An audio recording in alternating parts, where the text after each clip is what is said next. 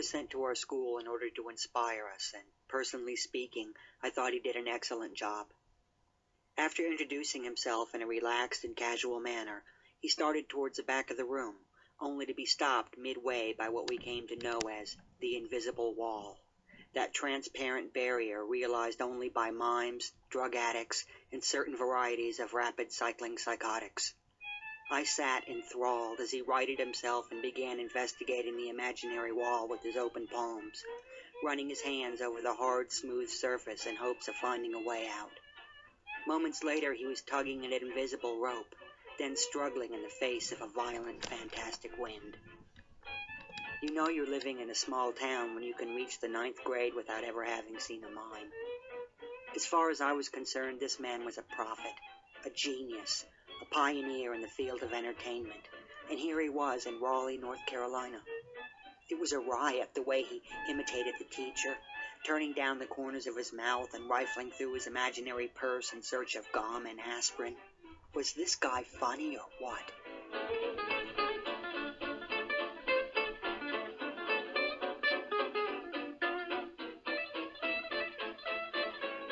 I went home and demonstrated the invisible wall for my infant brother, who pounded at the very real wall beside his bed, shrieking and wailing in disgust.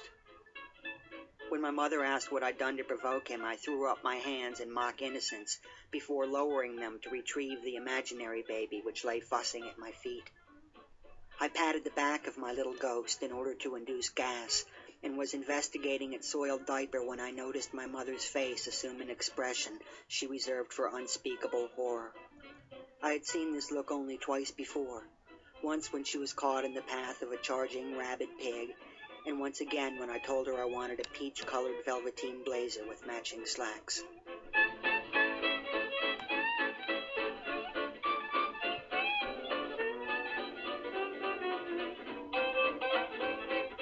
I don't know who put you up to this, she said, but I'll kill you myself before I watch you grow up to be a clown.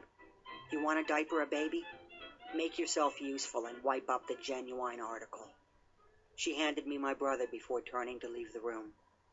Because I respected her opinion, I did as I was told, ending my career in mime with a whimper rather than the silent bang I had hoped for.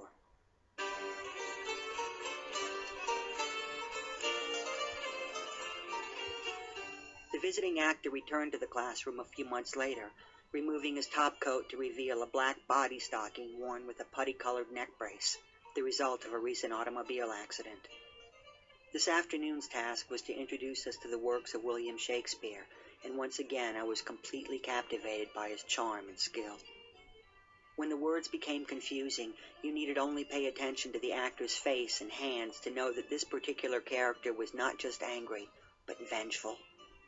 I loved the undercurrent of hostility that lay beneath the surface of this deceptively beautiful language. It seemed a shame that people no longer spoke this way, and I undertook a campaign to reintroduce Elizabethan English to the citizens of Raleigh.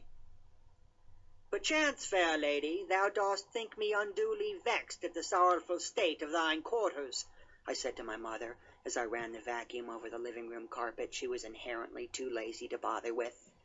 "These foul specks, the evidence of life itself, have sullied not only thine shag-tempered mat, but also thine character. Be ye mad, woman? Were it a crime to neglect thine dwellings, you, my feeble-spirited mistress, would hang from the tallest venerable tree in penance for your shameful ways. Be there not linens to both launder and iron free of turbulence? See ye not the porcelain plates and hardy mugs waiting to be washed clean of evidence? Get thee to thine work, damnable lady, and quickly, before the products of thine very loins raise their collected fists in a spirit born of rage and indignation, forcibly coaxing the last breath from the foul chamber of thine vain and upright throat. Go now, wastrel, and get to it." This time my mother, a high school dropout, was caught off guard. Members of her immediate family had done time in some serious mental institutions, and something suggested I might be next. I could tell by the state of my room that she spent the next day searching my dresser for drugs. The clothes I took pride in neatly folding were crammed tight into the drawers with no regard for color or category.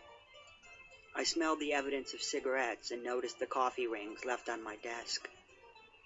I loved my mother dearly, but mess with mine drawers, and ye have just made thine self an enemy. Tying a feather to the shaft of my ballpoint pen, I quilled her a letter. The thing that ye search for so desperately resideth not in mine well-ordered chambers, but in the questionable content of thine own character. I slipped the note into her purse, folded twice and sealed with wax from the candles I now used to light my room. I took to brooding, refusing to let up until I received a copy of Shakespeare's collected plays. Reading them, though, just didn't provide the kick I'd hoped for. I found it more enjoyable to simply carry the book from room to room, occasionally skimming for fun words I might toss into my ever-fragrant vocabulary. The dinner hour became either unbearable or excruciating, depending on my mood. Methinks, kind sir, most gentle lady, fellow siblings all, that this barnyard fowl be most tasty and succulent, having simmered in its own sweet juices for such a time as it might take the sun to pass, rosy and full-fingered, across the plum-colored sky for the course of a twilight hour. 'Tis crisp yet juicy, this plump bird, satisfied in the company of such finely roasted neighbors. Hear me out, fine relations, and heed my words, for methinks it adventurous and fanciful, too, to saddle mine fork with both fowl and carrot at the exact same time, the twin juices blending together in a delicate harmony which doth cajole and enliven the tongue in a spirit of unbridled merriment. What say ye, fine father, sisters, and infant brother, too, that we raise our flagons high in celebration of this hearty feast, prepared lovingly and with tender grace by this dutiful woman we have the good fortune to address as our wife, wench, or mother.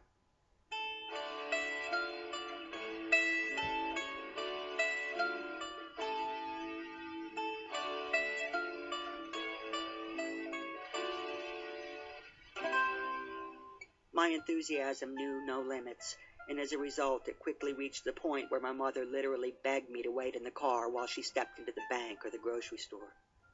I was at the orthodontist's office, placing a pox upon the practice of dentistry, when the visiting actor returned to our classroom. "You missed it," my friend Lois said. "The man was so indescribably powerful that I was practically crying. That's how brilliant he was. I can't describe it any better than that." She placed her chin in her hand and stared out the window into the parking lot. "There's absolutely nothing left for me to say about it. Nothing. I could try to explain his realness, but you'd never be able to understand it." Lois and I had been friends for 6 months when our relationship suddenly took on a competitive edge. I'd never cared who made better grades or had the most spending money. We each had our strengths. The important thing was to honor one another for the thing they did best. Lois complained better than I did, and I respected her for that. Her grotesque excess of self-confidence allowed her to march into school wearing a rust-colored afro wig, and I stood behind her 100%. She had more records than I did, and because she was a year older, she also knew how to drive a car, and did so as if she were rushing to a fire. Fine, I thought. Good for her.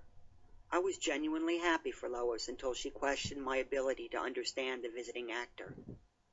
I was the one who identified his brilliance in the first place, me, not her.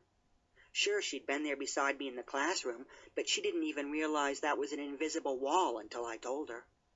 When he'd come in with his Shakespeare, she'd been just like the rest of them, laughing at his neck brace and rolling her eyes at the tangerine-sized lump in his tights. Now she was telling me that I couldn't understand him? Me, thank not. "Honestly, woman," I said to my mother on our way to the dry cleaner, "to think that this low-lying worm might speak to me of greatness as though it were a thing invisible to mine eyes is more than I can bear. Her words doth strike mine heart with the force of a punishing blow, leaving me both stunned and highly vexed too. Hear me, though, for I shall bide my time quietly and with cunning, striking back at the very hour she doth least expect it. Such an affront shall not go unchallenged, of that you may rest assured, gentle mother. My vengeance will hold the sweet taste of the ripest berry, and I shall savor it slowly and with gusto."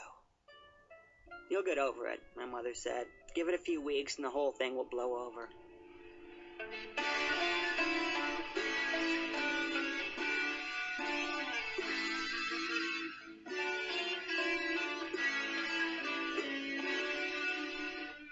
This had become her answer to everything.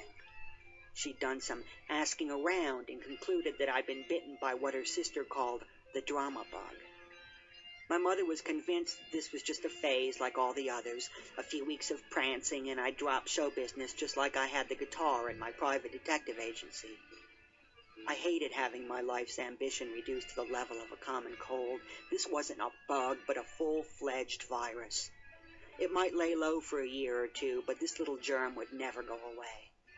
It had nothing to do with talent. Rejection wouldn't weaken it, and no amount of success could ever satisfy it.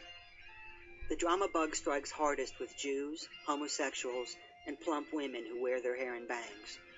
These are people who, for one reason or another, desperately crave attention. I would later learn that it's a bad idea to gather more than 2 of these people in an enclosed area for any amount of time. Stage is not an actual place, but rather a state of mind related to one's whereabouts during the time you're not asleep. Audience defines anyone pausing long enough for you to interrupt.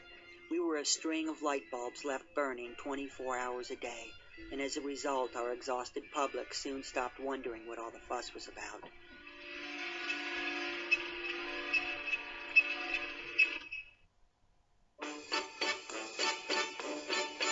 American Life, our special drama book, dramatic little presentation with David Sedaris, the second half of this story. I had the drama bug, and Lois had a car. This being the case, I quickly forgave her when informed that the visiting actor had scheduled a production of Hamlet set to take place at the amphitheater of the Raleigh Rose Garden. He himself would direct and play the title role, but the other parts were up for grabs. We went to the audition, and because we were the youngest, Lois and I were assigned the roles of the traveling players Hamlet uses to bait his Uncle Claudius. It wasn't the part I was hoping for, but I accepted it with a quiet dignity. I still had a few speeches and planned to use them to the best of my ability, outshining the other actors who were all much older than I. They were in their 20s and 30s and carried years of experience in such long-running outdoor dramas as The Lost Colony and Tender as the Lamb. These were professionals, and I hoped to benefit from their experience, sitting literally at their feet as the director paced the lip of the stage, addressing his clenched fist as "Poor Yorick."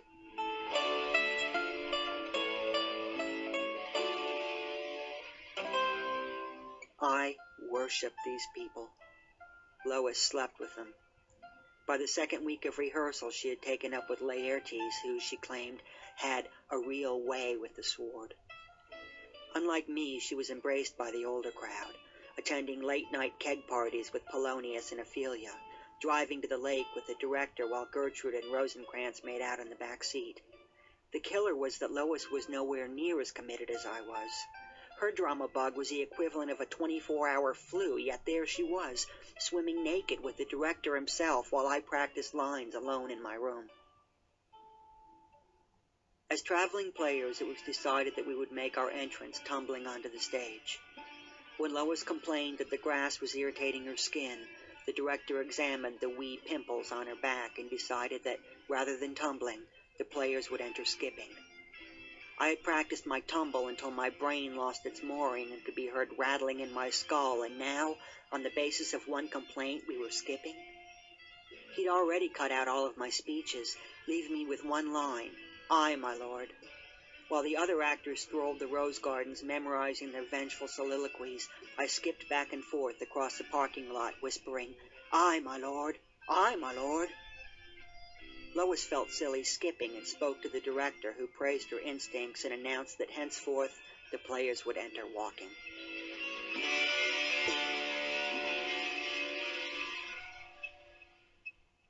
The less I had to do, the more my fellow actors used me as a personal slave. I would have been happy to help them run lines, but instead they wanted me to polish their crowns or trot out to the car and search the floorboards for their dagger. "Looking for something to do? You can help Dugan glow tape the stage," the director said. "You can chase the spiders out of the dressing room, or better yet, run to the store. Who wants drinks?" Not only did Lois lay in the shade doing nothing, but she was the first one to hand me a $20 bill when placing an order for a 30-cent candy bar. During rehearsal breaks, she huddled with the actors while I was off anchoring ladders for one of the technicians. When it came time for our big scene, Lois recited her lines as if she were reading the words from the surface of some distant billboard. She squinted and paused between syllables, punctuating each word with a question mark. If the director had a problem with her performance, he kept it to himself. On the other hand, I needed to remove the sweater from around my neck, walk slower, and drop the accent. It might have been easier to accept the criticism had he spread it around a little, but that seemed unlikely. She could enter the stage with a slice of pizza in one hand and a Dr. Pepper in the other, and that was fine, Lois, just great. By this point, I was finding my own way home from rehearsal. Lois couldn't give me a ride if she was always rushing off to some party or restaurant with what she referred to as the gang from Elsinore. I would wave them off and wait in the parking lot for one of my parents to drive me home. The thing to remember, my mother said, is that 10 years from now you could wake up underneath one of these people and have no idea you'd ever even seen them before. Time passes, you'll see. Enough liquor and people can forget anything. Don't let it get you. If nothing else, it's taught you to skim the change while buying their drinks. I didn't appreciate her casual attitude, but the business with the change was insightful. My mother had the vengeful part down. It was the craft of acting I thought she knew nothing about.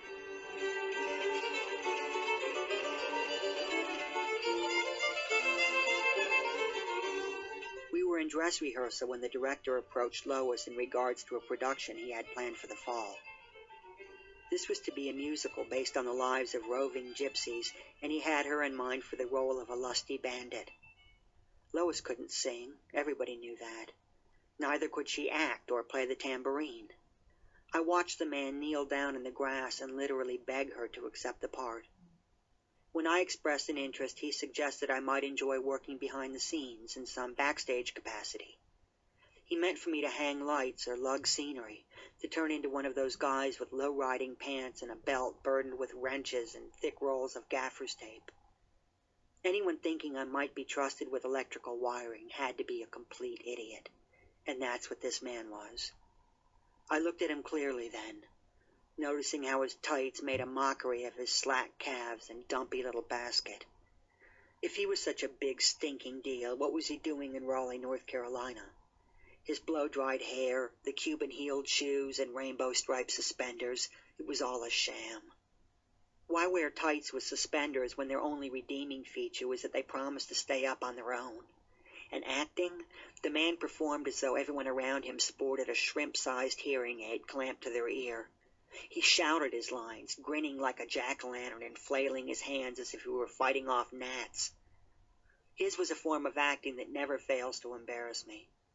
It's the same feeling I get when watching someone hawk a vegetable slicer or deliver a singing telegram. You know it's supposed to sound convincing, but you can't get beyond the sad fact that this person actually thinks he's bringing some joy into your life. Somewhere he's got a mother sifting through a shoebox of mimeographed playbills, pouring herself another drink and wondering when her son is going to come to his senses and swallow some drain cleaner. I saw Hamlet for the man he was, and in the process saw myself as a sort of sad sack Yorick who would blindly follow along behind him. My parents attended the opening night performance. Following my my lord," I laid on the grass as Lois poured a false vial of poison into my ear. As I lay dying, I opened my eyes enough to see my father sleeping, my mother stretched out beside him, fighting off the moths who, along with a few dozen humans, had been attracted by the bright light. There was a cast party afterwards, but I didn't go. I changed my clothes in the dressing room where the actors stood congratulating one another. Horatio asked me to run to the store for some cigarettes, and I pocketed his money, promising to return with lightning speed. "You were the best in the whole show," my mother said, stopping for frozen pizza on her way home. "I mean it. You walked onto that stage and all eyes went right for you." It occurred to me then that my mother was a better actor than I could ever hope to be. Acting is different than posing or pretending. When done well, it bears a striking resemblance to lying. I didn't envy my mother's skill, neither did I contradict her. That's how convincing she was. It seemed best, sitting beside her with a frozen pizza thawing on my lap, to simply sit back and learn.